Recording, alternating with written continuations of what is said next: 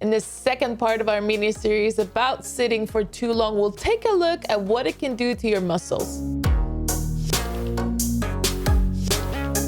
The biggest things that we have to look at when you're sitting in one position for hours and hours and hours at any length of time, so that goes for people in the workplace, but even gamers, is what is it doing to our bodies? Back pain, improper posture, and inflexibility of our muscles.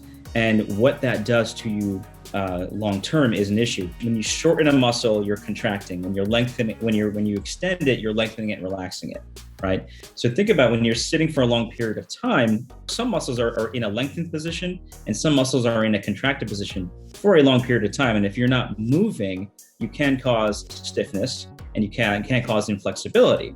If you have your hamstrings or your quads, for example, in a shortened position, if you're sitting for too long, what does that do to you? Well, what that does is that it can actually pull on your pelvis either forward or backwards. And when you do that, you can see how your actual posture changes. If you're in that seated position for too long and then you have tightness of your quads, you can actually get this what's called an upper cross, lower cross syndrome, where you got to kind of get a hunched forward posture. Your shoulders are hunched forward, your neck is hunched forward, your spine is either hyper curved or lacking that curve. But you can tell that this is just looking at this picture looks painful.